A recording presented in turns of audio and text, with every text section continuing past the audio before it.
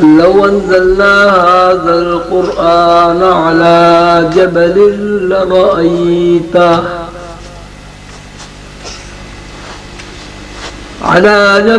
لرأيته خاشعا متصدعا من خشية الله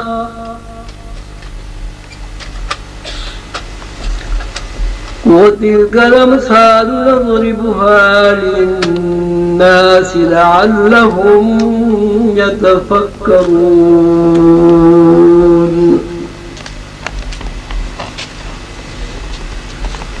والله الذي لا إله إلا هو عالم الغيب والشهادة هو الرحمن الرحيم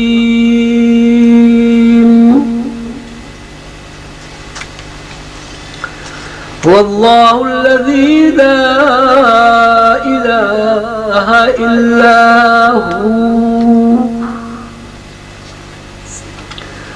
الملك القدوس السلام المؤمن المهيمن العزيز الجبار المتكبر سبحان الله عما يشركون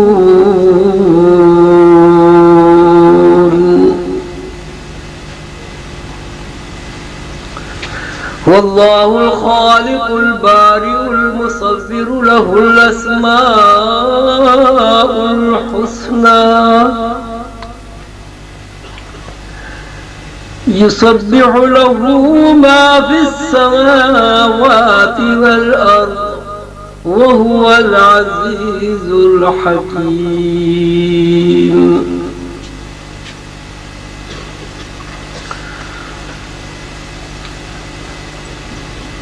معزز حاضرین کرام، خواتین و حضرات، مہمانان گرامی،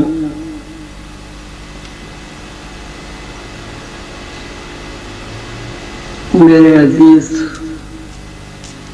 پیاروں، دوستوں، بھائیوں، بہنوں، بیٹیوں،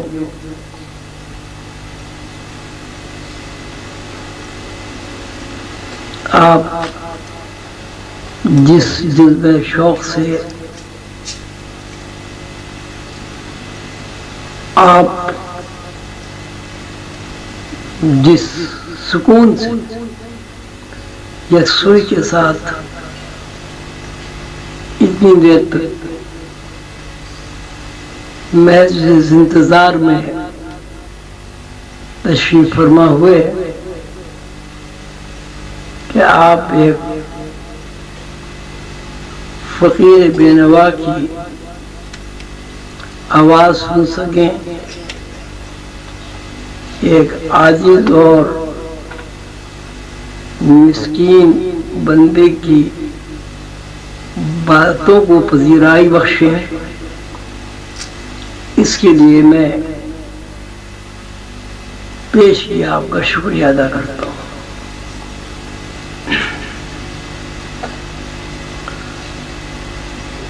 آپ نے مقالے سنے، سیدنا حضور صلی اللہ علیہ وسلم کی مدحت میں نعتیں سنی، روحانی علوم کے بارے میں آپ کی معلومات میں یقیناً اضافہ ہوا۔ آپ کل اور آج میں اتنا زیادہ سن چکے ہیں کہ اب مزید کچھ سنانے کی گنجائش تو نہیں ہے، لیکن چونکہ آپ عاجز فقیر بندے سے محبت کرتے ہیں، میری آواز آپ کے کانوں میں رس گھول دیتی ہے،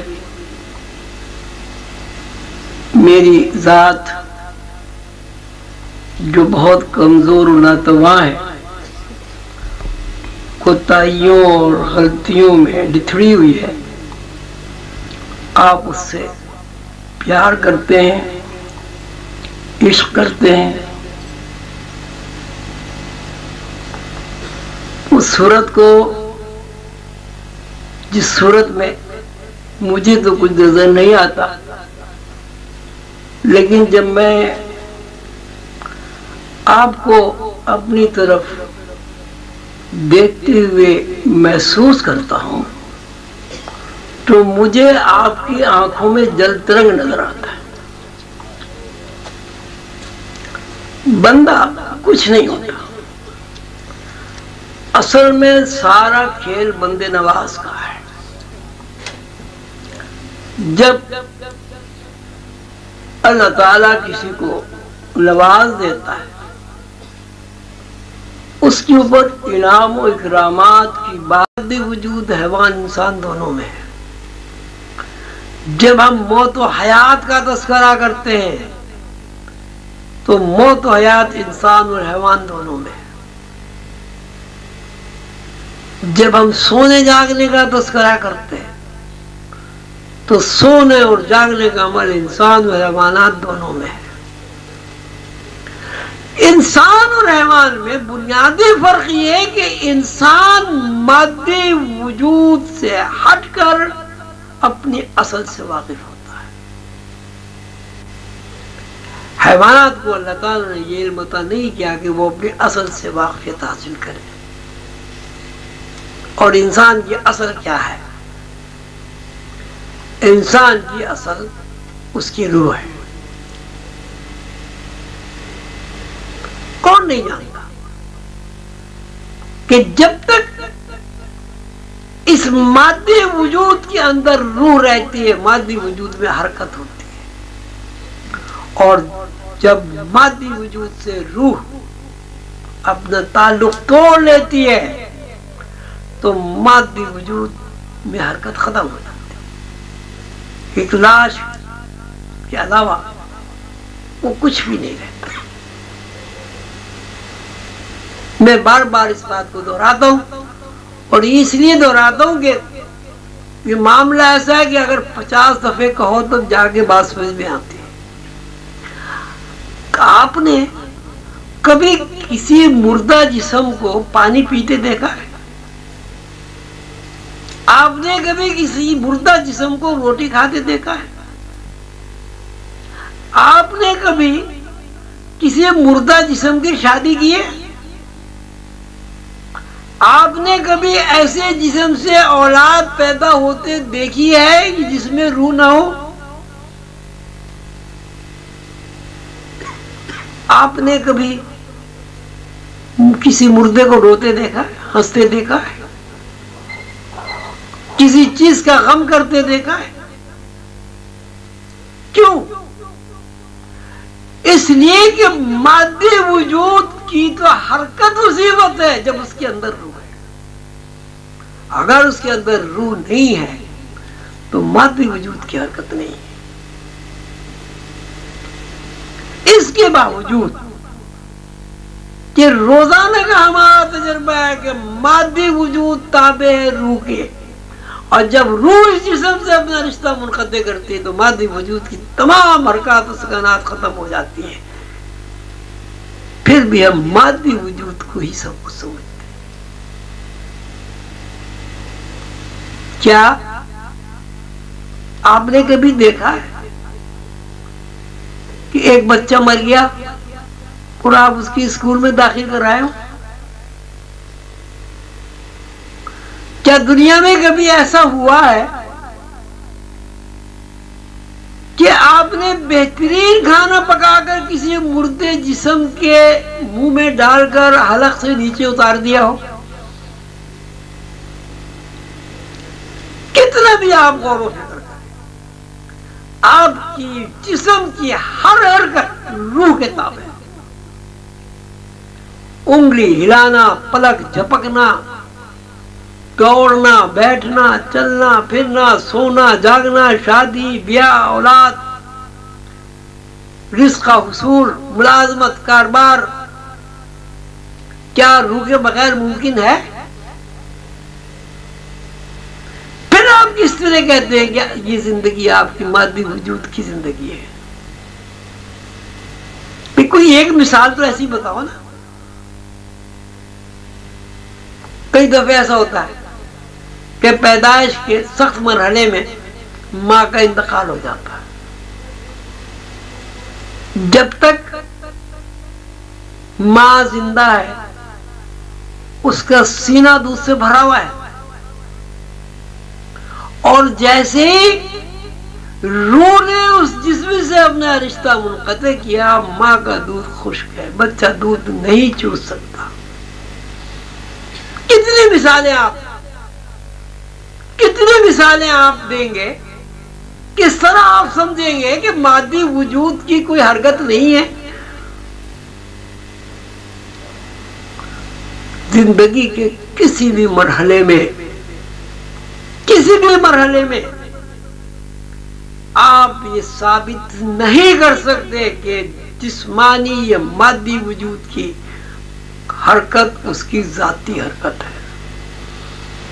مادی وجود کی حرکت اسی وقت ہے جب تک آپ کے اندر آپ کی روح موجود ہے.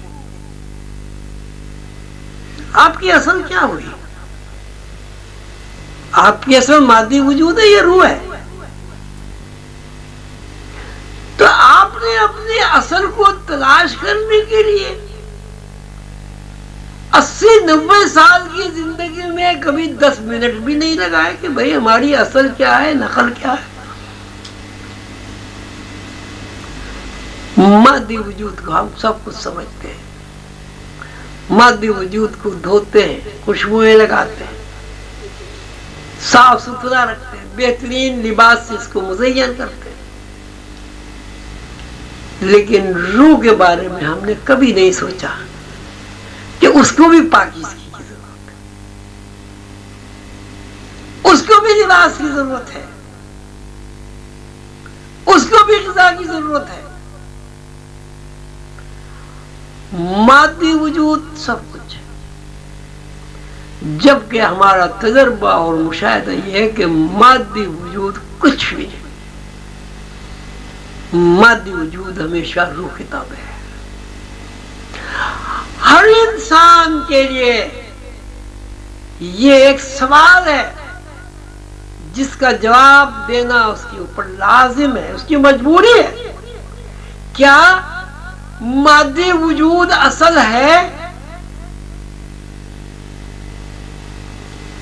کیا آپ کے مادی وجود کی حرکات و سکنات اصل ہیں؟ کیا آپ کا مادی وجود کھانا کھاتا ہے، پانی پیتا ہے، سوتا ہے، جاگتا ہے، پیشاب پخانہ کرتا ہے؟ مادی وجود کے اندر کبھی کسی نے خون دوڑتا ہوا دیکھا ہے، محسوس کیا ہے؟ ایک ایسا وجود جس کو روح نے سہارا دیا ہوا ہے. آپ پیر کے انگوٹھی میں سوئی چبھوئے، دماغ میں اس کی چوٹ محسوس ہوگی، لیکن ایک مردہ جسم، اس کے جسم کے آپ 20 ٹکڑے کر دیں، اس کی زبان سے ایک آہ بھی نہیں نکلے گی. دیکھنا یہ پوسٹ مارٹم ہوتا ہے، ڈاکٹر چیر پھاڑ کرتے، کبھی سسکاری نکلی کوئی؟ کبھی اس جسم نے یہ کہا کہ بھائی مجھے کیوں چیر پھاڑ کر رہے ہو؟ تو کس طرح مادی وجود آپ کا اصل ہے؟ اور جب مادی وجود آپ کا اصل نہیں ہے، یعنی آپ مادی وجود نہیں ہیں، تو آپ کیا ہیں؟ آپ کیا ہیں؟ روح ہے. آپ کی اصل کیا ہے؟ روح ہے. آپ کے اندر حرکات و سکنات منتقل کرنے والی چیز کیا ہے؟ روح ہے. آپ جب کھانا کھاتے ہیں تو مادی وجود کھانا کھاتا ہے، یہ روح کھانا کھاتی ہے. اگر روح کھانا نہیں کھاتی تو روح نکلنے کے بعد مادی وجود کھانا کیوں نہیں کھاتا؟ آپ پانی پیتے ہیں یا آپ کی روح پانی پیتی ہے؟ اگر روح پانی نہیں پیتی تو روح کے نکلنے کے بعد مردہ جسم پانی کیوں نہیں پیتا؟ کتنا بھی آپ فرار اختیار کریں، کتنا بھی آپ اپنی زندگی سے بغاوت کریں، کتنے بھی آپ اللہ تعالی کی نعمتوں کا کفران کریں، آپ مجبور ہیں اس بات پر کہ مادی وجود آپ کا اصل نہیں ہے۔ مادی وجود اصل نہیں ہے، مادی وجود اصل نہیں ہے، مادی وجود آپ کا روح ہے، اصلی وجود آپ کا روح ہے۔ کیسی ستم ظریفی ہے، کتنی جہالت ہے، کتنا عذاب ہے کہ انسان ساری زندگی کھاتا ہے، پیتا ہے، سوتا ہے، جاگتا ہے، دنیا کی طمع اور حسد میں پڑا ہوا ہے، لیکن کبھی وہ یہ نہیں سوچتا کہ جب میں مر جاتا ہوں تو میرے اندر حرکت کرتے ہوتے۔ تو جب آپ اپنی اصل سے ہی فرار آپ نے اختیار کر لیا، جب آپ نے اپنی نقل کو ہی اصل سمجھ لیا، جب آپ نے گھٹنے والی چیز کو بڑھنے والی چیز مان لیا، جان لیا، تو آپ اللہ کی خدائی میں کس طرح مقام حاصل کر سکتے ہیں؟ مادی وجود کو سب کچھ سمجھنا، مادی وجود کو اصل سمجھنا، یہ الہی قانون سے بغاوت ہے۔ اس لیے بغاوت ہے کہ مادی وجود تابع روح کے، روح مادی وجود کی کبھی تابع نہیں ہوئی۔ انسان بغاوت پر آمادہ انسان، مسلسل بغاوت کرنے والا انسان، مسلسل اصل سے فرار حاصل کرنے والا انسان، مسلسل خود کو دھوکہ دینے والا انسان کہتا ہے مجھے سکون حاصل نہیں ہے، میں پریشان ہوں، میری زندگی عذابناک ہے، میری زندگی میں مسرت و شادمانی کا کہیں عمل دخل نظر نہیں آتا۔ جب انسان خود کو دھوکہ دے رہا ہے، جب انسان خود سے بغاوت کر رہا ہے، جب انسان اللہ تعالیٰ سے بغاوت کر رہا ہے، اس کو سکون کیسے مل جائے گا؟ وہ اللہ کا دوست کیسے ہو سکتا ہے؟ سکون کہاں ہوگا؟ سکون وہاں ہوگا جہاں اللہ ہوگا۔ سکون کن لوگوں میں ہوگا؟ سکون ان لوگوں میں ہوگا جو اللہ کے دوست ہوں گے۔ اللہ کے دوست کون لوگ ہوں گے؟ جو اپنی اصل سے واقف ہوں گے، جو اللہ کو پہچانتے ہوں گے۔ سیدنا حضور صلی اللہ علیہ وسلم کا ارشاد ہے کہ جس نے اپنی اصل کو پہچان لیا، جس نے اپنی روح کو پہچان لیا، اس نے اپنے رب کو پہچان لیا، اور جس نے اپنے رب کو پہچان لیا وہ رب کا دوست بن گیا۔ اللہ تعالیٰ فرماتے ہیں الا ان اولیاء اللہ لا خوف علیہم ولا هم یحزنون،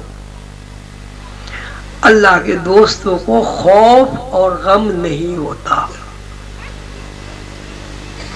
اس کا مطلب یہ ہوا کہ جو اللہ کے دوست نہیں ہوتے ان کی زندگی میں غم اور خوف کے علاوہ کچھ نہیں ہوتا۔ بات سمجھنے کی، اللہ کے دوستوں کو خوف اور غم نہیں ہوتا، یعنی جو اللہ کے دوست نہیں ہوتے وہ غم اور خوف کے علاوہ انہیں سکون نہیں ملتا۔ آپ ذرا غور فرمائیں کہ جنت سکون کی جگہ ہے، جنت میں اللہ کے دوست جائیں گے یا دشمن جائیں گے؟ جی، دوست کی کیا پہچان ہے؟ اب ہم سارے بیٹھے ہوئے، ہر آدمی 1 منٹ کے لیے اپنے اندر جھانکے اس کو کتنا خوف ہے، کتنا غم ہے، آگے بڑھ کر کے جھانکے، میں بھی جھانکتا ہوں۔ ایک آدمی ہاتھ اٹھائے جس کو غم اور خوف نہیں. یہ تو چھوٹا سا مجمع ہے، 700-800 آدمیوں کا مجمع ہوگا. 6 ارب آدمیوں سے اگر آپ یہی سوال کریں گے تو آپ کو ایک آدمی بھی ایسا نظر نہیں آئے گا جس کے اندر غم اور خوف نہیں ہوگا. اور جب غم اور خوف ہوگا پھر کیا ہوگا؟ اللہ کا دوست نہیں ہوگا. اور جب اللہ کا دوست نہیں ہوگا تو جنت میں کیسے جائے گا؟ یہاں تو صورت یہ ہے کہ آدمی اللہ سے بھی ڈر رہا ہے. اللہ کہتا ہے میرے دوستوں کو خوف اور غم نہیں ہوتا. یہاں صورت حال یہ ہے کہ ہر آدمی سب سے زیادہ اللہ سے ڈر رہا ہے. اللہ سے ڈرو، اللہ سے ڈرو، اللہ سے ڈرو. اللہ سے ڈرو نہیں، اللہ کی عظمت و جلال کو محسوس کر کے اللہ کا ادب کرو، اللہ کا احترام کرو، اور اللہ کے ساتھ ادب و احترام کے ساتھ اللہ سے محبت کرو. اس لیے اگر ہم یہ کہتے ہیں کہ اللہ ڈرنے کی چیز ہے تو اس آیت کا آپ کیا کریں گے؟ الا ان اولیاء اللہ لا خوف علیہم ولا هم یحزنون. اللہ کے دوستوں کو خوف اور غم نہیں ہوتا. اور اگر غم اور خوف ہوتا ہے وہ بندہ اللہ کا دوست نہیں ہے. لیکن صورتحال یہ ہے کہ اللہ کی دوستی کب ہوگی؟ اللہ کی دوستی کب ہوگی؟ اللہ کی دوستی اس وقت ہوگی جب آپ اس چیز کو جانیں گے جو آپ کے اندر اللہ ہے. اللہ تعالیٰ نے فرمایا میں نے انسان کا پتلا بنایا مٹی سے، من صلصال من حمأ مسنون، گندے ہوئے گانے سے آدم کا پتلا بنایا. وَنَفَخْتُ فِيهِ مِن رُوحِي، پھر میں نے اس پتلے کے اندر اپنی جان ڈال دی. وہ پتلا کیا ہے؟ پتلا کیا ہے؟ مادی وجود. اس پتلے کے اندر روح کیا ہے؟ اللہ. تو اس کا کیا مطلب ہوا؟ اس کا مطلب یہ ہے کہ ہر انسان کا اصل اللہ ہے. ہر انسان کا اصل اللہ کہنے سے مقصد یہ نہیں ہے کہ نعوذ باللہ کو یہ کفر ہو گیا کہ صاحب پھر تو انسان اللہ ہو گیا. دیکھیے سمندر ہے، سمندر میں سے آپ ایک قطرہ ڈراپ سے لے لیں، وہ سمندر نہیں ہو سکتا. سمندر کا قطرہ تو وہ ہے لیکن آپ اسے سمندر نہیں کہہ سکتے. اسی طرح جب انسان کے اندر اللہ کی روح یا اللہ کی جان میں کا ایک حصہ پاوا ہے جس کی وجہ سے تمام حرکات و سکنات جاری ہے، تو اس کو آپ یہ تو کہہ سکتے ہیں کہ ہر انسان کے اندر اللہ کی جان ہے. لیکن آپ یہ نہیں کہہ سکتے کہ وہ انسان اللہ ہے.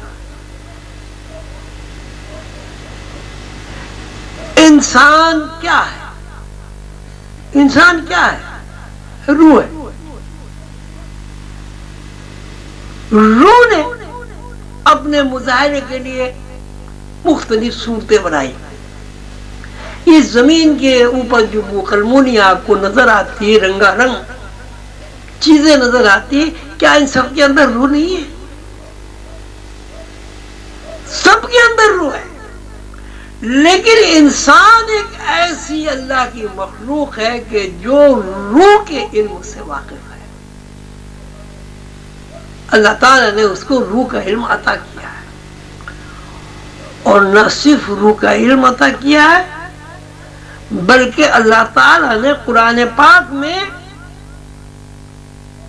یہ بھی بتا دیا ہے پیغمبروں کے ذریعے. 1,24,000 پیغمبروں نے، ہر پیغمبر نے یہ بات انسان کو بتائی ہے کہ اللہ تعالیٰ نے انسان کو بنایا، کن کہا، کائنات کی تشکیل ہوئی، کائنات کی تشکیل میں فرشتے بھی ہیں، جنات بھی ہیں، انسان بھی ہیں اور دوسری تمام مخلوقات بھی ہیں. لیکن چونکہ اللہ تعالیٰ کو انسان کو اپنا نائب اور خلیفہ بنانا تھا، تو اللہ تعالیٰ نے مخاطب کر کے فرمایا الستو بربکم. روحوں نے الستو بربکم کے جواب میں قالوا بلا کہا، اور اس بات کا اقرار کیا کہ جی ہاں آپ ہمارے رب ہیں. اس پہ ذرا آپ غور تو کریں. الستو بربکم، کیا میں تمہارا رب نہیں ہوں؟ ٹھیک ہے، چوائس ہے. کیا میں تمہارا رب نہیں؟ روح نے کہا کہ جی ہاں آپ ہمارے رب ہیں. تو روح نے کب کہا کہ آپ ہمارے رب ہیں؟ پہلے اللہ کی آواز سنی، پھر اللہ کو دیکھا، پھر اللہ کو دیکھنے کے بعد اللہ کی ربوبیت کا اقرار کیا. تو جب آپ اس کی سمری بنائیں گے تو یہ کہیں گے کہ روح نے اللہ کو دیکھا بھی ہے، اللہ کی آواز بھی سنی ہے، اور اللہ کو دیکھنے کے بعد اللہ کی ربوبیت کا اقرار بھی کیا ہے. اب آپ اس کو کس طرح کہیں گے کہ ہماری روح اللہ کی آواز سن چکی ہے، ہماری روح اللہ کو دیکھ چکی ہے، ہماری روح اللہ کو دیکھ کر، اللہ کی آواز سن کر، اللہ کو پہچان کر بحیثیت خالق کے اللہ کے رب ہونے کا عہد بھی کر چکی ہے. روح کیا ہے؟ ہماری اصل ہے، مادی وجود ہماری اصل نہیں ہے. تو اگر ہم اپنے اصل سے واقف ہو جائیں تو ہماری اصل تو اللہ کی آواز بھی سن چکی ہے، اللہ کو دیکھ بھی چکی ہے، اللہ کی ربوبیت کا عہد بھی کر چکی ہے. اور اگر ہم مادی وجود کو ہی سب کچھ سمجھتے جو کسی بھی دلیل سے ثابت نہیں ہوتا، کتنی بھی آپ دلیلیں دے ڈالیں مادی وجود آپ ثابت نہیں کر سکتے. کوئی آدمی مادی وجود کو اہمیت دے کر دہریت ہو سکتا ہے، خدا کا منکر تو ہو سکتا ہے، لیکن مادی وجود کو اصل ثابت نہیں کر سکتا. اس لیے کہ تجربات و مشاہدات یہ بتا رہے ہیں کہ مادی وجود جو ہے اصل نہیں ہے، مادی وجود ایک مفروضہ ہے، فکشن ہے. اس مفروضہ اور فکشن کو اگر کوئی چلانے والی چیز ہے عارضی طور پر، وہ اصل. جب ہم اپنی روح سے واقف ہو جاتے ہیں، جب ہم اپنی اصل کو ڈھونڈ لیتے ہیں، یعنی اپنی روح کو، تو ہمیں کیا چیز حاصل ہوتی ہے؟ ہمیں یہ چیز حاصل ہوتی ہے کہ ہماری روح تو اللہ کو دیکھ چکی ہے. لہذا جب ہم اپنی اصل سے واقف ہوں گے تو آٹومیٹک ہم اللہ کو جس طرح ازل میں دیکھ چکے ہیں آج بھی دیکھیں گے. جب ہم اپنی اصل سے واقف ہو جائیں گے، جس طرح ہم اللہ کی آواز اصل میں سن چکے ہیں آج بھی سنیں گے. جب ہم اپنی اصل یا اپنی روح سے واقف ہو جائیں گے تو جس طرح ازل میں ہماری روح نے اللہ کی ربوبیت کا اقرار کیا، ہم مادی وجود میں رہتے ہوئے اللہ کی ربوبیت کا اقرار کریں گے. اور اگر ہم مادی وجود کو سب کچھ سمجھیں گے تو ظاہر مادی وجود نے تو اللہ کو دیکھا ہی نہیں، اللہ کی آواز ہی نہیں سنی.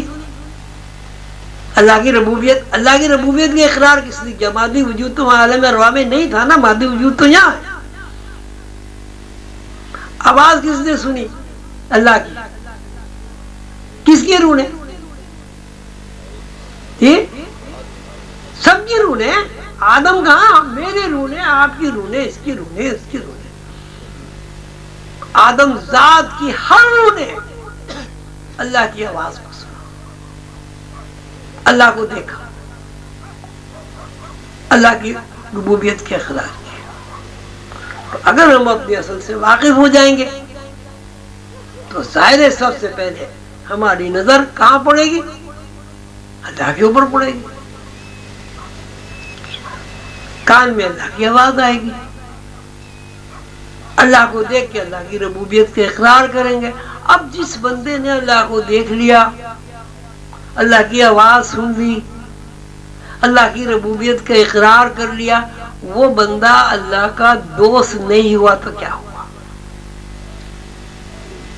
اس کا مطلب یہ کہ جب تک انسان اپنی اصل سے واقف نہیں ہوگا وہ غرم و آلام کی زندگی بسر کرتا رہے گا، عدم تحفظ کے احساس میں تڑپ تڑپ کر مر جائے گا، اس کا کوئی پرسان حال نہیں۔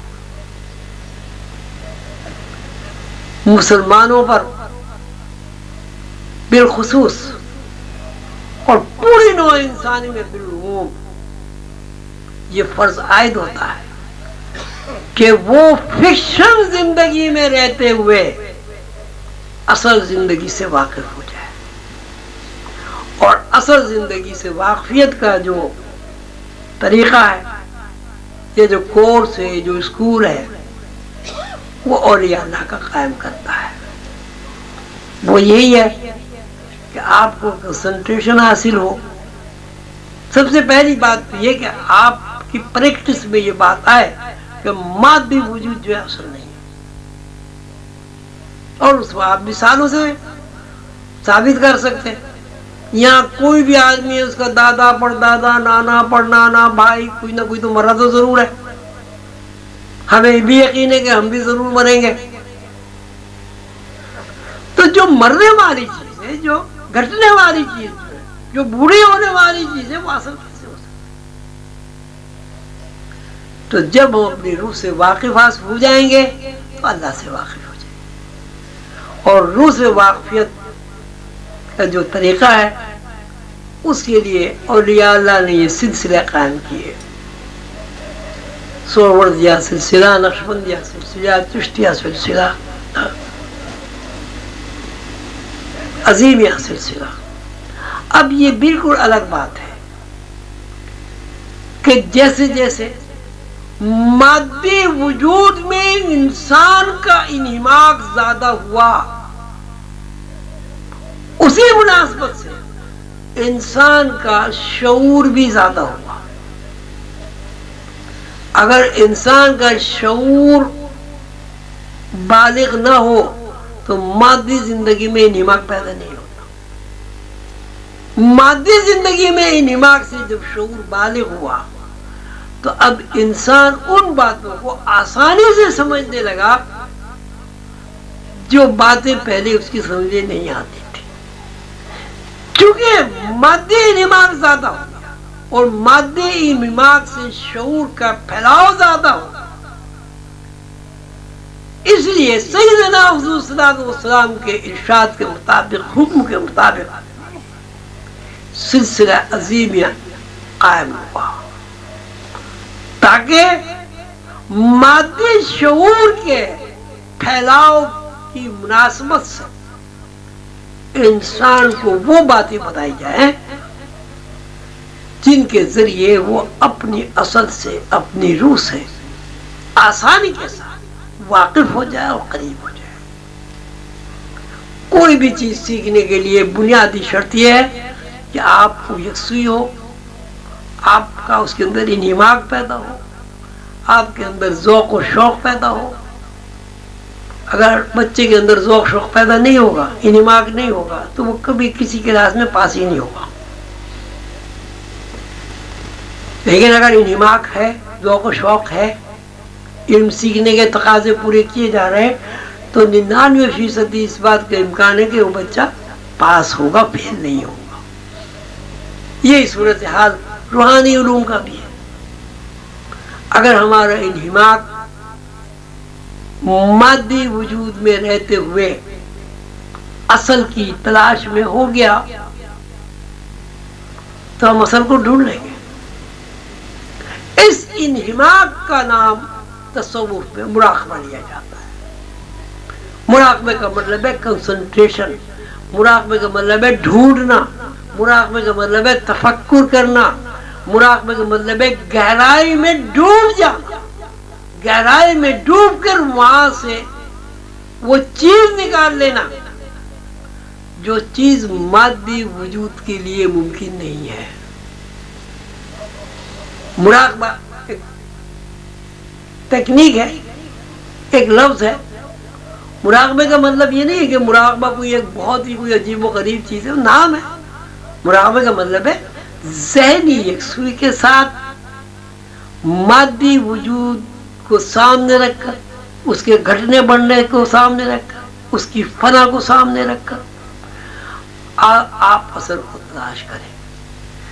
یہ اصل کی تلاش ہی مراقبہ ہے۔ سلسلہ عالیہ عظیمیہ کا یہ بہت بڑا اللہ تعالیٰ کا دیا ہوا وصف ہے، اعجاز ہے۔ اس سلسلہ عالیہ عظیمیہ نے تھیوریٹیکل پریکٹیکل دونوں طرح نو انسانی کو اس پلیٹ فارم پر لانے کی کوشش کی ہے کہ وہ مادی وجود کو، فکشن وجود کو اصل نہ سمجھے اور اصل کی تلاش کرے۔ اللہ تعالی ہم سب کو توفیق دے کہ ہم اصل کو تلاش کریں۔ اور آپ یاد رکھیں، اگر اصل کو آپ نے تلاش نہیں کیا، سکون آپ کو نہیں ملے گا۔ آپ کے پاس انبار لگ جائیں دولت کے، سکون نہیں ملے گا۔ آپ کے پاس دولت کے انبار ہو، آپ اپنی اصل سے واقف ہو، دولت آپ کا کچھ نہیں بگاڑے گی۔ آپ کے پاس کم دولت ہو، آپ روح سے واقف ہو، کم دولت سے کبھی آپ بے سکون نہیں ہوں گے۔ خوشی اندر ہے، باہر نہیں ہے۔ سکون اندر ہے، باہر نہیں ہے۔ سکون آپ کی روح میں ہے، مادی وجود میں نہیں ہے۔ اگر سکون حاصل کرنا ہے، اگر زندگی کو کانٹوں کی سیج نہیں بنانا ہے، تو پوری نو انسانی کو اس طرف آنا پڑے گا کہ اصل وجود مادی وجود نہیں ہے، اصل وجود روح ہے۔ آپ سب حضرات نے بہت غور سے یہ باتیں سنی۔ اب محض سننے کی حد تک اس بات کو نہ رکھیے گا۔ میرا خیال ہے جہاں جتنے بھی لوگ ہیں، میری ایک آپ نے مقالے سنے، سیدنا حضور صلی اللہ علیہ وسلم کی مدحت میں نعتیں سنی، روحانی علوم کے بارے میں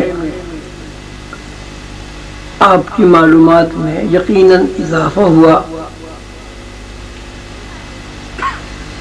آپ کل اور آج میں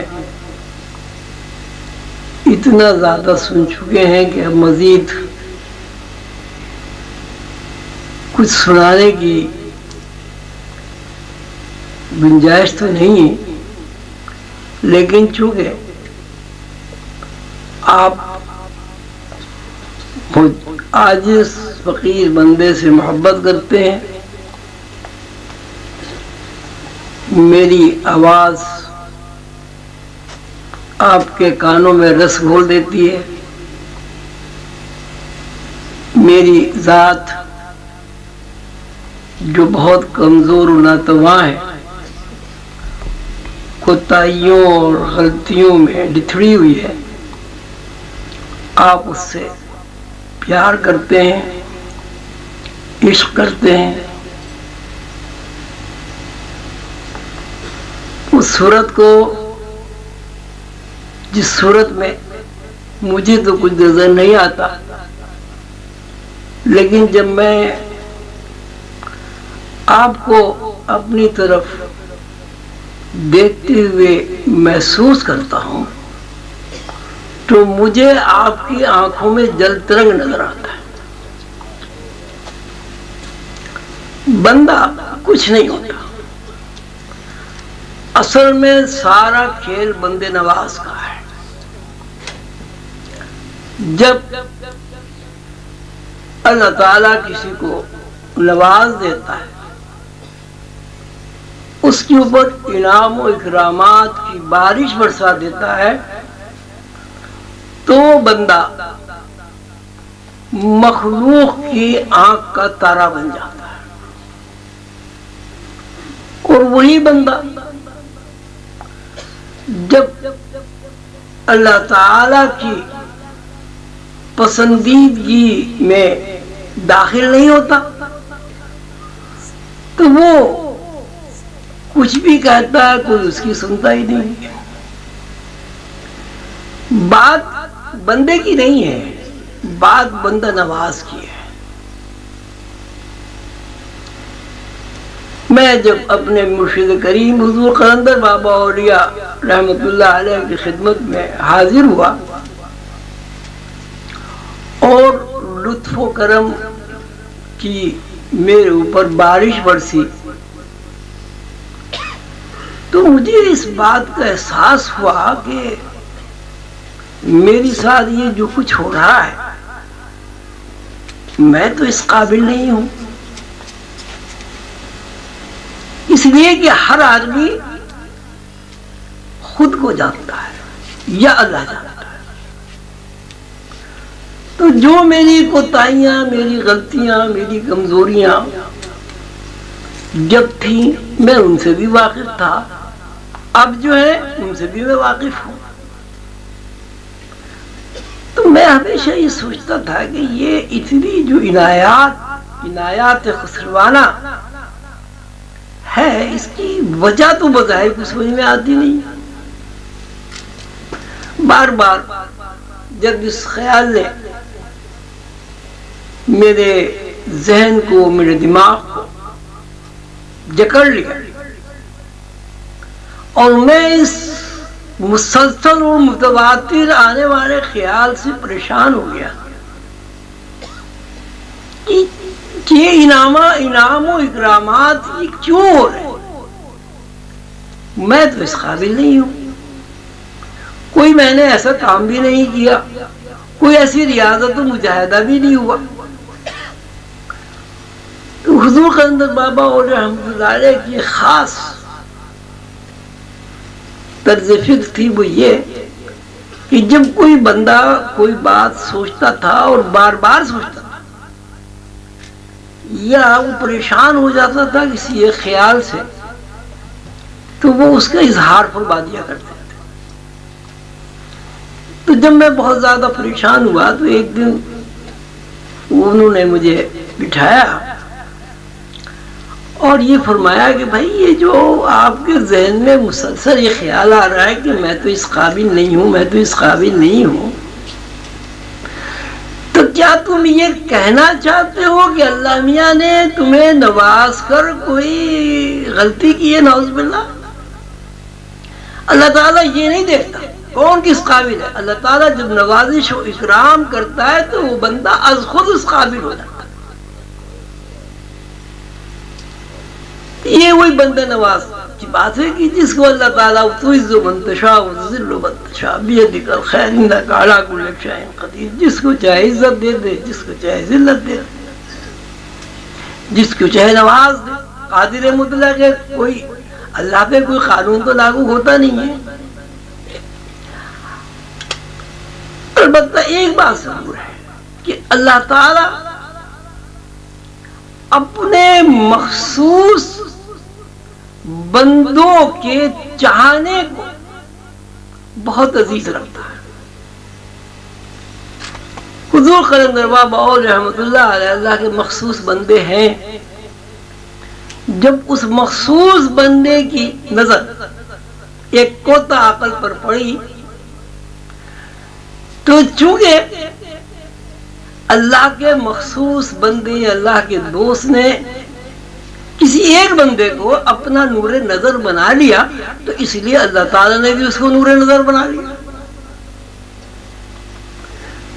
تو بات یہ نہیں ہے کس نے کتنی محنت کی، کتنے کیا مجاہدے کیے، کتنے چلے کیے، بات نوازش و اکرام کی۔ اب چونکہ پیر و مرشد چاہتے ہیں تو اس لیے اللہ بھی چاہتے ہیں. اب چونکہ اللہ چاہتا ہے اس لیے اللہ کے فرشتے بھی چاہتے ہیں.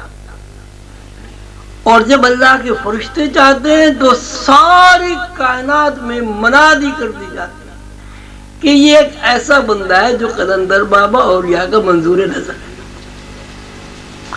لہذا اس انسپائریشن سے، اس اطلاع سے آپ سب لوگ مجھے چاہتے ہیں.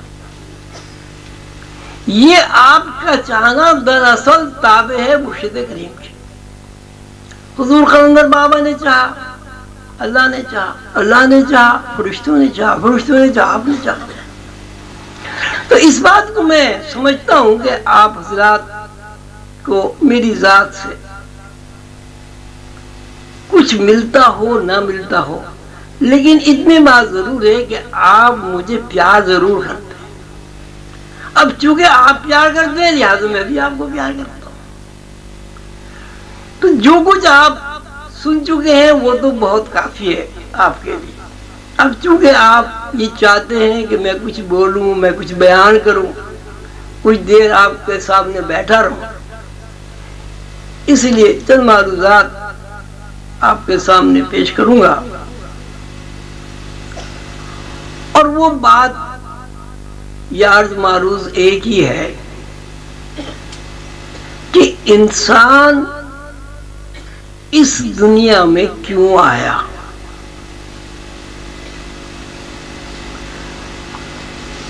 انسان اگر اس دنیا میں اور مخلوق کی طرح آیا تو پھر انسان کا امتیاز کیا ہے، انسان کا شرف کیا ہے، انسان اشرف المخلوقات کیوں ہے؟ جب آپ اس دنیا میں آئے اپنی مرضی سے نہیں آئے. جب آپ اس دنیا سے جائیں گے اپنی مرضی سے نہیں جائیں گے. کیسی عجیب بات ہے، آپ اپنی مرضی سے اس دنیا میں آنا نہیں چاہتے. یہ تو جیل خانہ ہے. لیکن جب آپ اس جیل خانے میں آ جاتے تو اب وہ ملک الموت کہتا ہے کہ بھائی اب جیل خانے سے تمہیں نجات مل رہی ہے، اب آزاد دنیا میں چلو. تو آپ جانا نہیں چاہتے، اور اگر جانا چاہتے تو آپ موت سے ڈرتے کیوں؟ یہ عجیب کہانی ہے کہ اپنی مرضی سے نہ آ سکتے ہیں آپ، نہ اپنی مرضی سے آپ جانا چاہتے ہیں، لیکن اپنی مرضی کے بغیر آپ کو اس دنیا میں آنا بھی پڑتا ہے، اور اپنی مرضی کے بغیر آپ کو اس دنیا سے جانا بھی پڑتا ہے. تو یہ آنا جانا آخر کس مقصد کے تحت ہے؟ ہر باشعور آدمی کبھی نہ کبھی یہ ضرور سوچتا ہے کہ میری زندگی کا مقصد کیا ہے. اگر میری زندگی کا مقصد کھانا پینا ماں باپ بننا ہے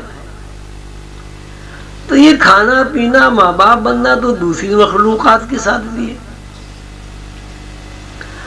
اگر میری زندگی کا مقصد محنت مزدوری کر کے پیٹ کا ایندھن فراہم کرنا ہے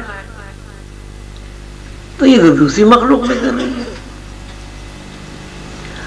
اگر میری زندگی کا مقصد دن بھر محنت و مشقت کے بعد رات کو سو جانا ہے تو یہ دوسری مخلوق بھی دن بھر محنت و مشقت کے بعد سو جاتی ہے. اگر میری زندگی کا مقصد آرام و آسائش ہے تو دوسری مخلوق بھی آرام و آسائش سے باہر نہیں ہے. ان کی اپنی ضروریات ہیں، اپنی زندگی کے جتنے ان کے تقاضے اس میں انہیں آرام و آسائش ملتا ہے.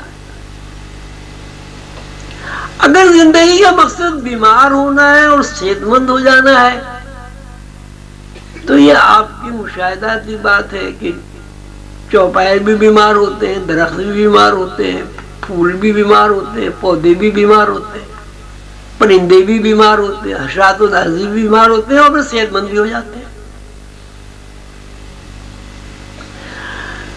یہ جتنا آپ زندگی کے بارے میں سوچیں گے تو آپ کو اپنی ذات کہیں نمایاں نظر نہیں آئے گی۔ اگر آپ اس لیے نمایاں ہیں کہ آپ میں عقل و شعور زیادہ ہے تو معاف کیجیے کہ شہد کی مکھی سے زیادہ تو عقل آپ کے اندر نہیں ہے۔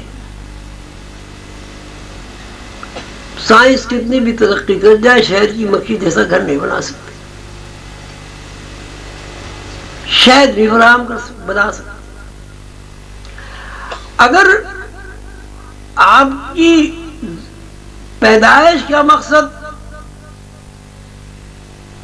محلات تعمیر کرنا ہے تو آپ اپنی ضرورت کے مطابق محلات تعمیر کرتے ہیں، دوسری مخلوق اپنی ضرورت کے مطابق گھر بنا لیتی ہے۔ جب آپ تجزیہ کریں گے اپنا اور حیوانات کا تو آپ کو یہ بھی نظر آئے گا کہ بہت ساری باتوں میں جانور آپ سے حص میں بہت زیادہ ہے۔ آپ کی نظر جانوروں کے مقابلے میں محدود ہے، آپ کی سننے کی حص جانوروں کے مقابلے میں بہت زیادہ محدود ہے۔ اب رہی عقل کی بات تو عقل کہیں آپ میں زیادہ ہے کہیں جانوروں میں زیادہ ہے، اور پھر سارے انسان عقل مند بھی نہیں ہو جاتے، انسانوں میں بے عقل ہوتے ہیں، سمجھدار بھی ہوتے ہیں، بیوقوف بھی ہوتے ہیں۔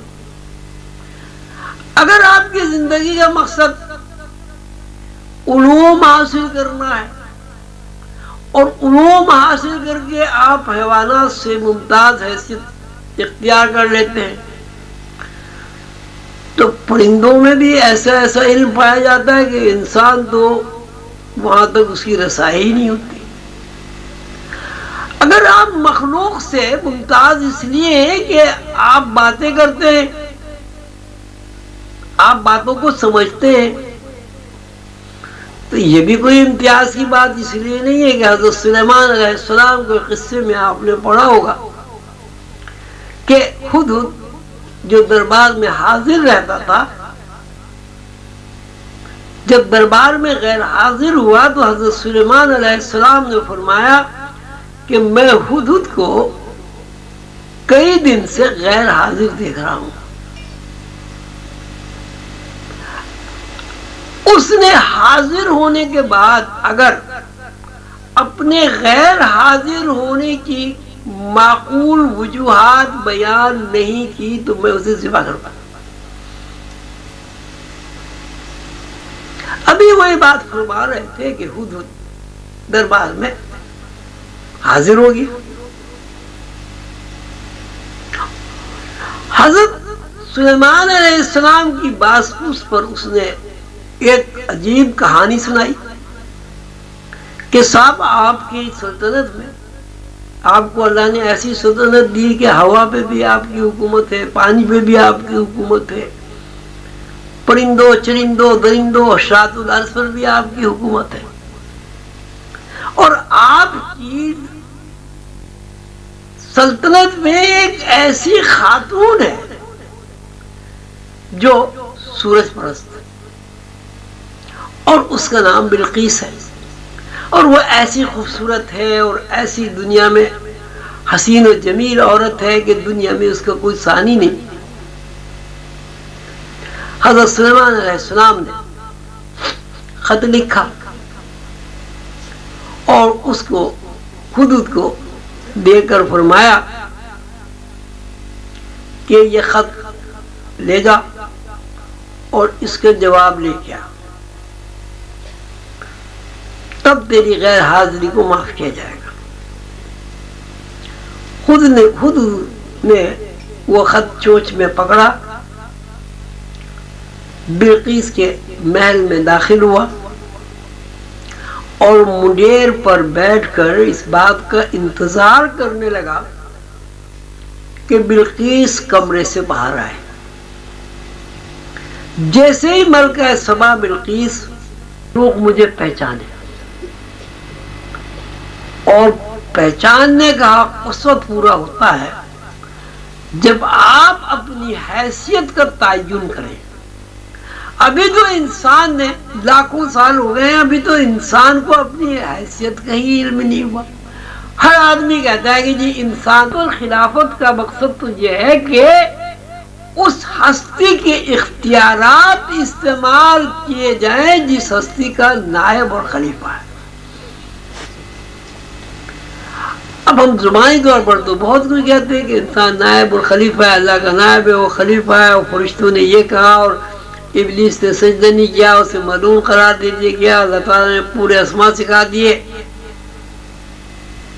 بھئی کیا اسماء سکھا دیے؟ ان کا صاحب یہ بتا دیا، یہ بکری ہے، یہ بھیڑ ہے، یہ پہاڑ ہے، یہ پانی ہے، یہ درخت ہے، یہ کیکر ہے، یہ گلر ہے، یہ امرود ہے۔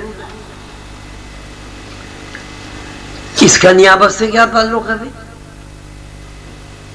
پھر نام سکھا دیے، وہ علم آدم الاسماء کلھا، اللہ تعالیٰ نے اپنے نام سکھا دیے۔ بھئی کیا نام سکھا دیے؟ کہ یہ بتا دیا کہ زمین پر اس کا نام کیکر ہے، اس کا نام گلر ہے، اس کا نام امرود ہے۔ اس کا نیابت و خلافت سے کیا تعلق ہوا بھائی؟ یا منشا پورا ہو گیا نیابت و خلافت؟ نیابت و خلافت کا منشا تو یہ ہے کہ اللہ تعالیٰ کے دیے ہوئے تخلیقی اختیارات کو آپ استعمال کریں۔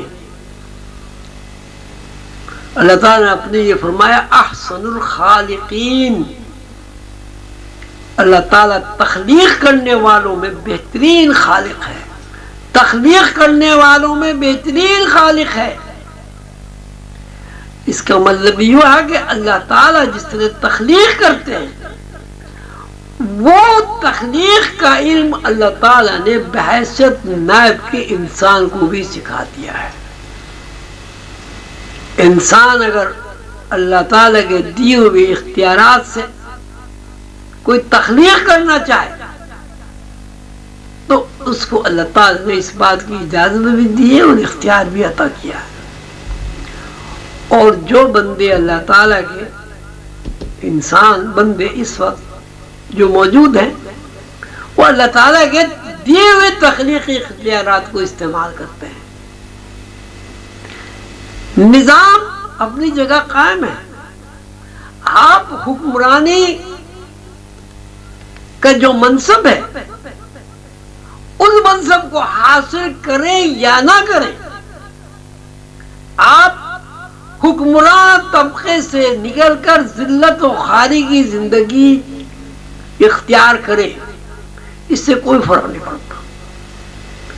اللہ تعالیٰ نے قانون بنا دیا کہ انسان اللہ کا نائب ہے، انی جاعل فی الارض خلیفہ۔ جب یہ قانون بن گیا تو آج بھی اللہ تعالیٰ کی نائب کی حیثیت سے انسان ہی کام کر رہے ہیں۔ اللہ تعالیٰ کی حاکمیت اپنی جگہ مسلم ہے، لیکن اس حاکم کل نے نظام ایسا بنایا کہ اس کی نیابت اور فرائض کی انجام دہی انسان کرتے ہیں، اور فرشتے انسانوں کے کارندے ہیں، کلرک ہیں، جو بھی کچھ کہہ لیجیے، معاون ہے۔ تو انسان کی پیدائش کا مقصد یہ ہوا کہ انسان اللہ تعالیٰ کو جان لے، اللہ تعالیٰ کو پہچان لے۔ جب انسان اللہ تعالیٰ کو جان لے گا اور پہچان لے گا تو اسے وہ علوم از خود حاصل ہو جائیں گے جو نیابت و خلافت کے علوم ہیں۔ جب انسان اللہ تعالیٰ کی طرف جاتا ہی نہیں، اللہ تعالیٰ کو پہچاننا ہی نہیں چاہتا، دیکھنا ہی نہیں چاہتا، اپنے اوپر حد بندیاں قائم کر لی کہ صاحب ہم اللہ کو کہاں دیکھ سکتے؟ ارے بھائی اللہ کو کیوں نہیں دیکھ سکتے؟ اللہ تعالیٰ تو خود کہہ رہا ہے کہ میں نے تمہیں اس لیے پیدا کیا کہ تم مجھے پہچانو۔ اگر تم اللہ کو دیکھو گے نہیں تو اللہ کو پہچانو گے کس طرح؟ اللہ تعالیٰ تو خود کہہ رہا ہے کہ میں تم سے دور نہیں ہوں، میں تو تمہارے اندر ہوں، میں تو تمہاری دل جان سے زیادہ قریب ہوں۔ جہاں تم ایک ہو میں دوسرا ہوں، جہاں تم دو ہو میں تیسرا ہوں۔ کیا کسی ایک آدمی کو کبھی نظر آیا کہ جہاں ایک آدمی ہے وہاں دوسرا اللہ ہے؟ تو نعوذ باللہ یہ تو نہیں کہہ سکتے کہ اللہ تعالیٰ جو ایک بیکار بات کہہ رہے ہیں کہ جہاں تم ایک ہو میں دوسرا ہوں. البتہ اس کا مطلب یہ ضرور ہو سکتا ہے کہ اللہ تعالیٰ جب یہ فرما رہے ہیں جہاں تم ایک ہو میں وہاں دوسرا ہوں، ہمیں اللہ تعالیٰ کی بات کا یقین نہیں. جب اللہ تعالیٰ یہ کہتا ہے وہ فی انفسکم فلا تبصرون، میں تمہارے اندر ہوں تم مجھے دیکھتے کیوں نہیں ہو. نعوذ باللہ نعوذ باللہ. ہم یہ نہیں کہہ سکتے کہ اللہ تعالیٰ نے کوئی قصہ کہانی ہمیں سنا دی ہے. اللہ تعالیٰ کو کیا ضرورت ہے قصے کہانی سنانی؟ لیکن اس کا مطلب یہ ضرور ہے کہ جب اللہ تعالیٰ وہ فی انفسکم فلا تبصرون کہتے ہیں تو ہمیں اللہ تعالیٰ کی کئی بات پر اعتماد نہیں ہے، اعتبار نہیں ہے، یقین نہیں.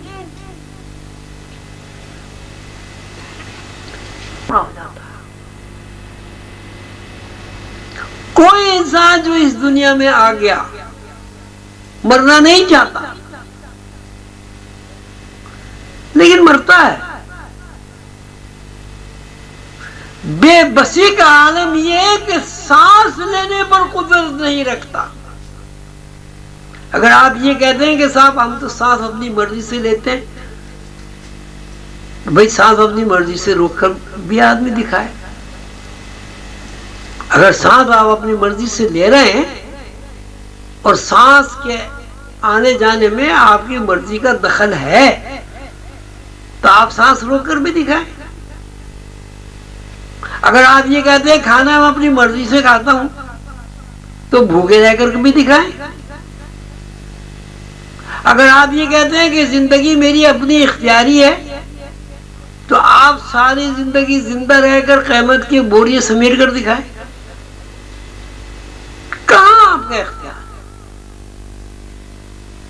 نہ پیدائش میں اختیار ہے، نہ معصومیت کا دور ختم ہونے پر اختیار ہے،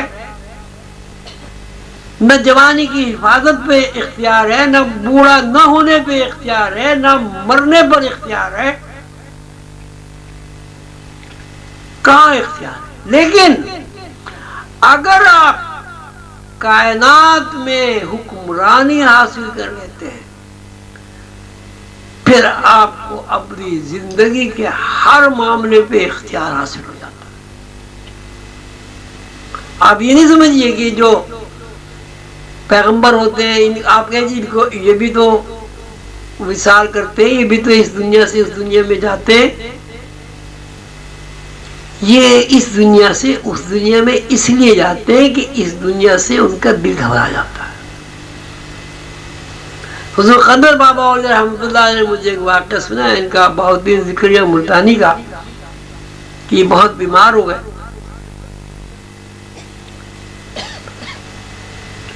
جب کسی علاج سے فائدہ نہیں ہوا اور وہ مرض الموت بن گیا، گھر والے پریشان تھے تو دروازے پر دستک ہوئی. بڑے بیٹے باہر گئے تو میں نے دیکھا ایک بڑے بوڑھے کھڑے ہوئے ہیں اور انہوں نے ایک لفافہ دیا بیٹے کو کہ اپنے والد صاحب کو جا کے دے دو اور ان سے پوچھو کہ میرے لیے کیا حکم ہے. بڑے بیٹے نے وہ خط بہاؤالدین ذکریہ ملتانی رحمۃ اللہ علیہ کو دیا. انہوں نے لفافہ کھولا، خط پڑھا. پڑھنے کے بعد یہ کہا کہ ان سے جا کے کہیں کہ آپ کی بڑی مہربانی، آپ آدھے گھنٹے کے بعد تشریف لائیں. وہ خط تکیے کے نیچے رکھ دیا. جو ضروری کام تھے، وصیت، قرضے ادھار، یہ وہ بچوں کو سمجھایا بھائی اس کو یہ دینا، اس کا یہ لینا. اس کے بعد بیٹے اللہ کو یاد کیا اور انتقال ہو گیا. تجہیز و تکفین میں گھر والے لگ گئے. قبرستان آنے کے بعد بیٹے کو خیال آیا کہ وہ بڑے صاحب کون تھے، اور ابا نے ان سے کہا تھا کہ آدھ گھنٹے کے بعد آنا. آدھے گھنٹے کے بعد وہ تو آئے نہیں. وہ کیوں نہیں آئے؟ خط کی تلاش ہوئی، وہ خط مل گیا. تو اس خط میں لکھا تھا بہت دن ذکریہ ملتانی کو سلام، میں اللہ کی طرف سے آپ کے پاس حاضر ہوا ہوں، آپ کا بلاوا آ گیا ہے، میرے لیے کیا حکم ہے. نیچے لکھا تھا اسرائیل ملک الموت. اور ٹھیک آدھے گھنٹے کے بعد وہ آئے اور جناب ذکریہ ملتانی رحمۃ اللہ علیہ کو لے گئے اپنے ساتھ. حضور خلد بابا فرماتے تھے کہ انسان اس بات کو سمجھے یا نہ سمجھے، چونکہ اللہ تعالیٰ نے اس کو اشرف المخلوقات قرار دے دیا ہے اور یہ مسجود ملائک ہو گیا ہے، یعنی فرشتوں نے اس کی حاکمیت کو تسلیم کر لیا ہے. جب تک کوئی انسان اپنی مرضی اور منشا سے مرنے کے لیے تیار نہیں ہو جاتا، اسرائیل کی یہ جرت نہیں ہے کہ اس کی روح قبض کر سکے. ایسے حالات پیدا ہو جاتے ہیں کہ انسان از خود یہ چاہتا ہے کہ میں اس دنیا سے چلا جاؤں. انہوں نے فرمایا اگر اسرائیل انسان کو اس کی مرضی کے بغیر اس دنیا سے لے جائے تو انسان کا شرف ختم ہو جائے گا. پھر یہ ماننا پڑے گا کہ ملک الموت یا اسرائیل اشرف المخلوقات ہے، انسان اشرف المخلوقات نہیں. اس کے باوجود کہ انسان اپنی حاکمیت سے بے بہرا ہے، بے خبر ہے، بے یقین ہے، فرشتے اس کے حکم سے عدولی نہیں کرتے، اس کے چاہے بغیر اس کو دنیا سے نہیں لے جاتے. تو انسان کو اللہ تعالیٰ نے اس زمین پر اس لیے پیدا کیا تاکہ وہ اللہ تعالیٰ کی کائنات میں حکمرانی کے فرائض انجام دے، اور حکمرانی کے فرائض انجام جب دے گا تو ظاہر ہے اللہ تعالیٰ کی نیابت اور خلافت اسے حاصل ہوگی، اور جب اللہ تعالیٰ کی نیابت اور خلافت حاصل ہوگی تو اسے اللہ تعالیٰ کا عرفان حاصل ہو جائے گا. یہ جتنے روحانی سلاسل ہیں، جتنے پیغمبران علیہ السلام تشریف لائے، جتنے پیغمبروں کے وارث اولیاء اللہ ہیں، آپ ان کی تعلیمات کا مطالعہ کریں، آپ ان کی طرز فکر کا مطالعہ کریں تو آپ کو ایک ہی بات نظر آئے گی کہ ہر پیغمبر نے، ہر ولی اللہ نے انسان کو اس طرح متوجہ کیا ہے کہ انسان کی ایک کائنات میں ایک حیثیت ہے. انسان کو اللہ تعالیٰ نے کائنات میں ایک اعزاز عطا کیا ہے اور وہ اعزاز فی الارض خلیفہ ہے. اللہ تعالیٰ کی نیابت کے اختیارات انسان کو حاصل ہے، یہ انسان کا اعزاز ہے.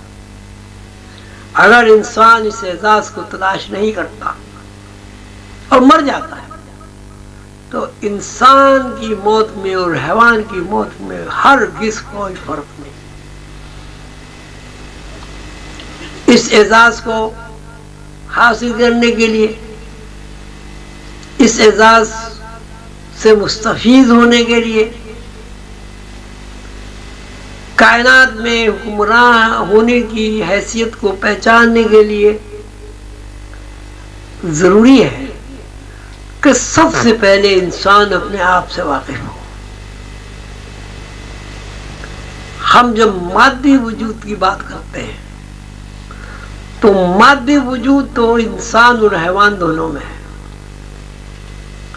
جب ہم مادی وجود کے تقاضوں کا تذکرہ کرتے ہیں تو ہمیشہ ایک کوشش ہوتی ہے، جب میں خصوصاً جب میرے سلسلے کے بچے میرے سامنے ہوتے ہیں، ایک تو عام مجمع میں مجھے جب بولنے کا موقع ملتا ہے تو اس میں زیادہ تر میں ادھر کی دلیل ادھر کی دلیلیں دیتا رہتا ہوں، لیکن جب یہ میرے بچے میرے سامنے ہوتے ہیں تو میری کوشش یہ ہے کہ مجھے میرے مرشد نے جس طرح تعلیمات دی ہیں اور ان تعلیمات کے دوران جس طرح وہ تصرف میرے اوپر فرماتے تھے کہ وہ چیزیں ذہن نشین ہو جائیں، تو میں بھی ہمیشہ اس قسم کے اجتماعات میں جہاں عظیمی لوگوں کی تعداد زیادہ ہوتی ہے، جو مجھے سکھایا گیا ہے، میں بولنے کے ساتھ ساتھ تصرف کو بھی تھوڑا سا استعمال کرتا ہوں۔ اور یہ جو آپ نے دیکھا ہوگا کہ میں ایک بات کو کئی طرح بیان کرتا ہوں، اس سے بھی میرا یہی منشا ہوتا ہے کہ آپ کے ذہن نشین بات ہو جائے۔ میں سمجھتا ہوں کہ آج کی اس مجلس میں یہاں جتنے بھی لوگ بیٹھے ہیں ان کے ذہن میں یہ بات آ گئی ہے کہ اصل وجود مادی وجود نہیں ہے، اصل وجود روح ہے۔ مہربانی کر کے جن لوگوں کی سمجھ میں یہ بات آ گئی ہے کہ مادی وجود اصل نہیں ہے، روح اصل وجود ہے، وہ ہاتھ اٹھاتے ہیں۔ الحمدللہ آج کا یہ پروگرام کامیاب رہا۔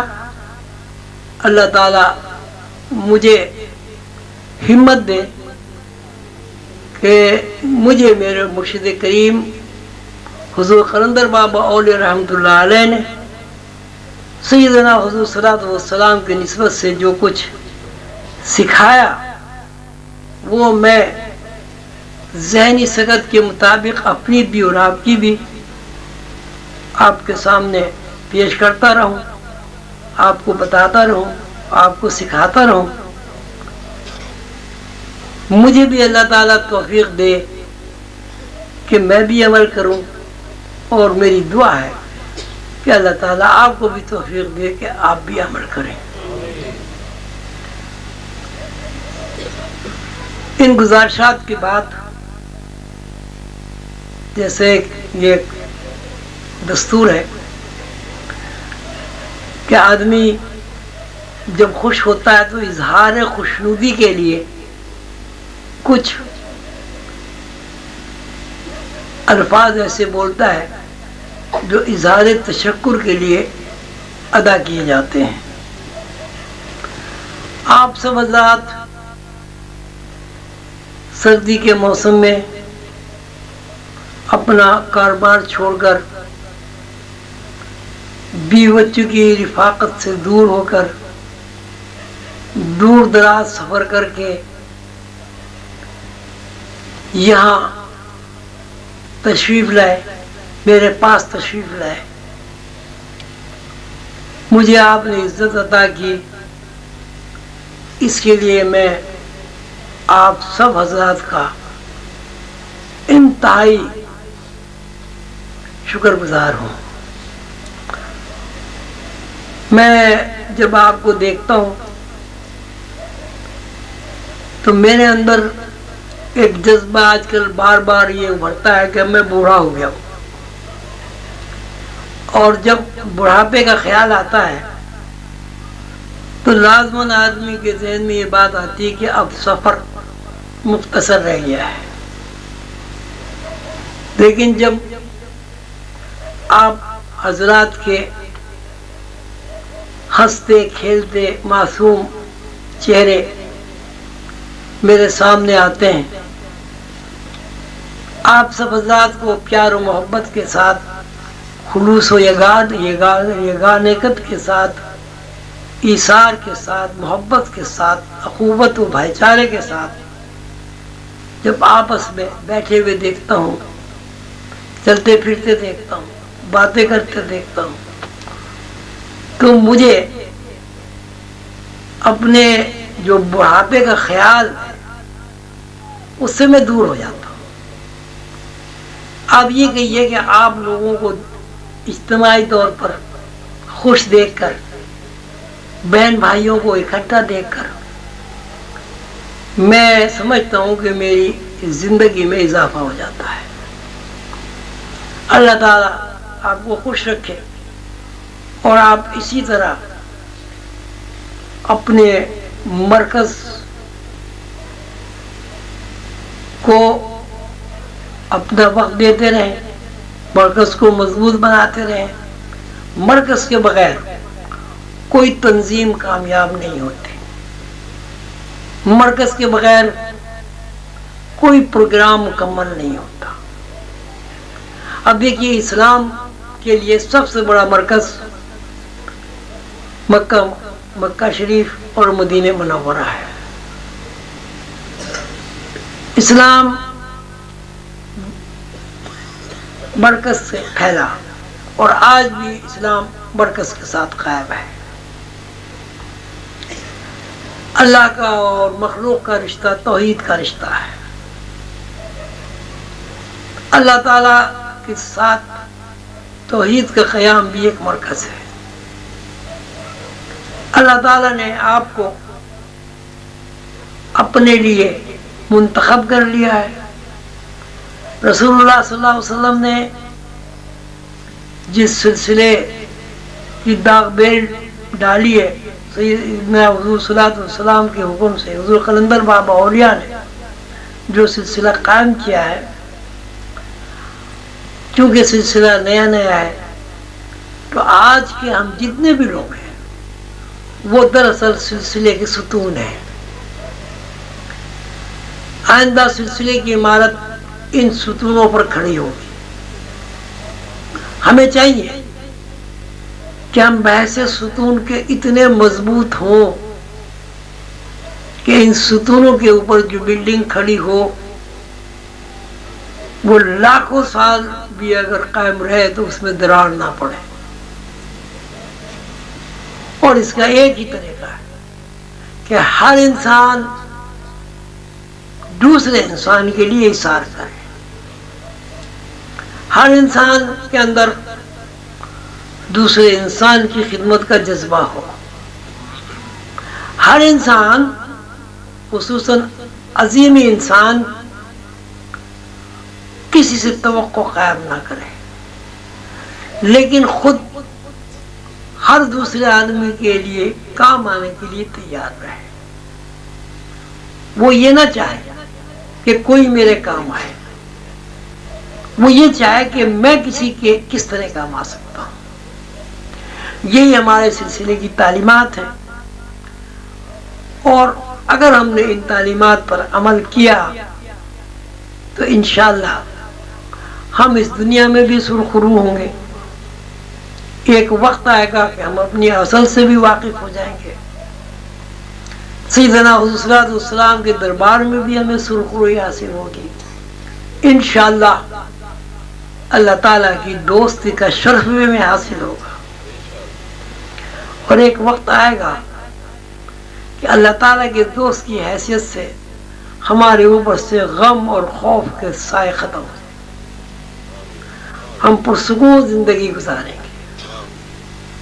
بات صرف اتنی سی ہے کہ آپ خود کسی کے لیے جو کچھ کر سکتے ہیں وہ کر گزرے، کسی دوسرے سے کوئی توقع نہ کریں۔ جب ہر آدمی یہ سوچے گا کہ میں اپنے بھائی کے لیے کچھ کر گزروں تو توقع کا سلسلہ ہی ختم ہو جائے گا۔ جب ہر آدمی یہ سوچے گا میں اپنے بھائی کے کام آ جاؤں، پھر آپ کو کسی سے توقع قائم کرنے کی ضرورت ہی پیش نہیں ہے۔ اس کے بعد اس سال ہم نے آپ کے لیے اپنے بساط کے مطابق انتظامات کیے تھے کہ آپ کو ہم جتنا بھی آرام پہنچا سکیں آرام پہنچائیں، اور آپ کو یہ سن کر بڑی مسرت آمیز حیرت ہوگی کہ مرکزی مراقبہ حال کے کارکنان آپ کے بھائی جنوری کے اس کے بعد مارچ سے اس بات کی تیاریاں شروع کر دیتے ہیں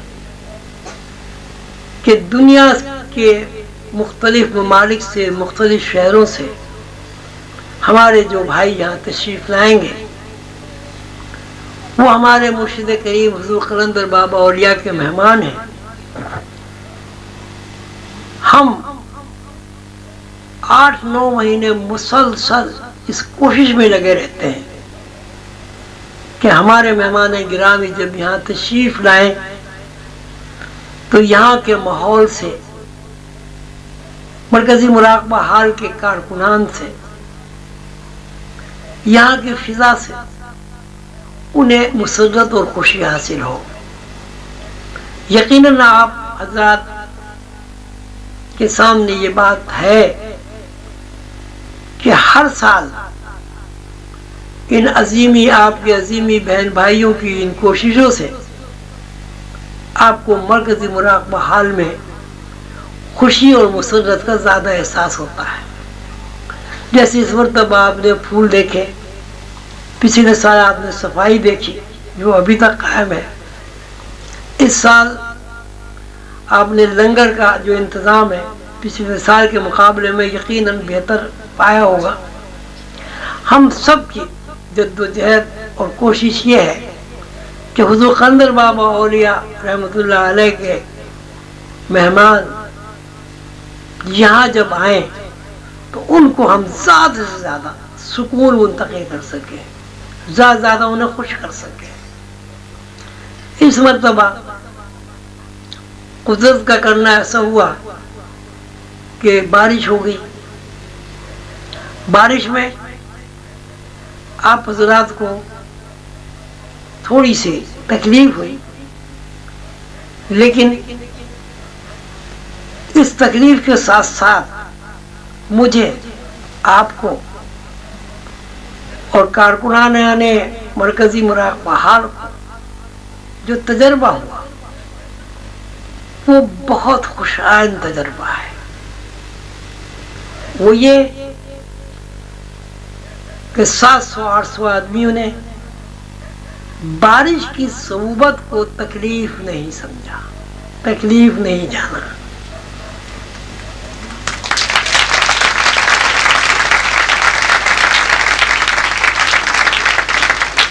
آپ حضرات نے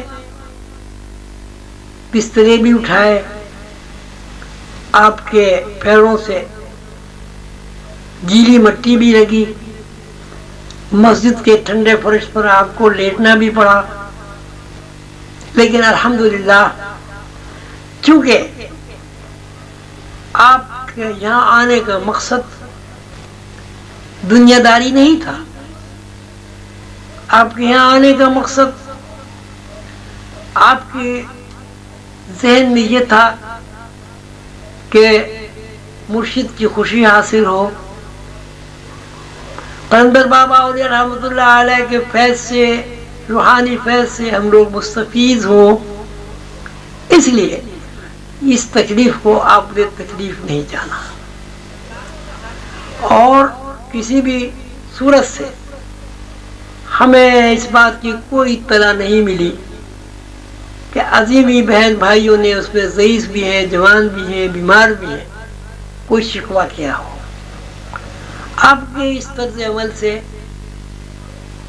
ہمیں یہ احساس ہوا، ہمیں یہ تجربہ ہوا، اس تجربے کی بنیاد پر ہمارے اندر یقین مستحکم ہوا کہ اللہ تعالیٰ کے فضل و کرم سے ہم نے جس تنظیم کی ابتدا کی تھی اس تنظیم میں اعتماد پیدا ہو گیا ہے.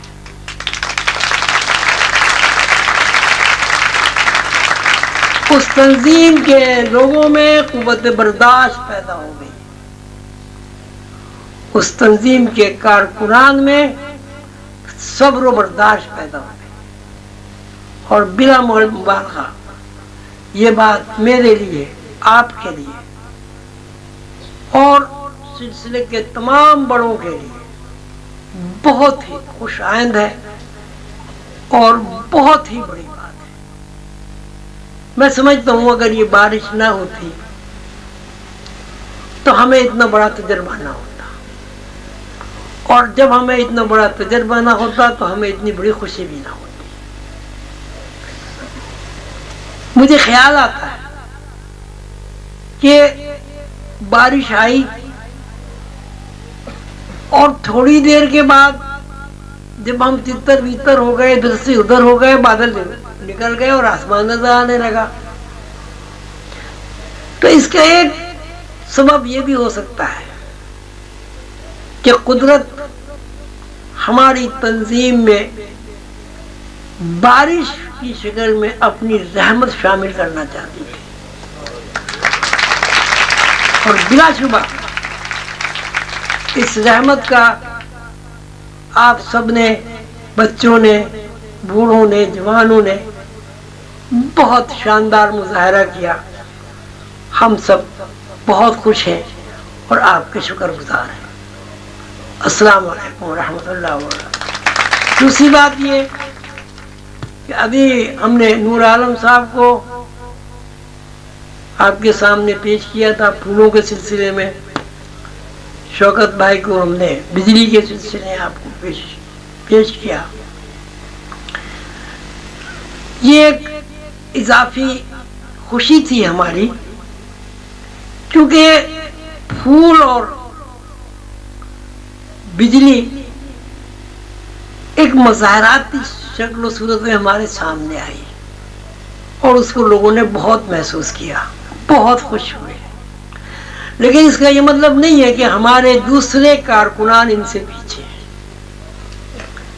ہمارے بستر کمیٹی کے لوگ، برتن دھونے والے لوگ، صفائی والے لوگ، آپ نے دیکھا کہ بارش میں یہ فرش اتنا ٹھنڈا ہو گیا تھا کہ لگتا تھا برف کی سیلیں پڑی ہوئی ہیں. لیکن ہماری صفائی کمیٹی کے لوگوں نے 5-6 مرتبہ سڑکوں سے پانی ہٹایا، مراقبہ بہار کا پانی ہٹایا، اور انہوں نے یہ احساس نہیں ہونے دیا کہ بارش کی وجہ سے کیچڑ ہو گیا ہو. انہوں نے اپنی پوری صلاحیتیں استعمال کی. اسی صورت سے ہمارے جو برتن دھونے والے بھائی ہیں، اس مرتبہ کے تو ابھی ہمارے سامنے فگر نہیں آئے، لیکن پچھلے سال کے فگر ہمارے سامنے یہ ہے کہ ہمارے مہمانان گرامی جب تشریف لائے اور اللہ تعالیٰ نے ہمیں ان کی میزبانی کا شرف عطا کیا، اس سلسلے میں جو انہوں نے پلیٹیں دھوئی ہیں، پچھلے سال ان کی تعداد 18,000 تھی.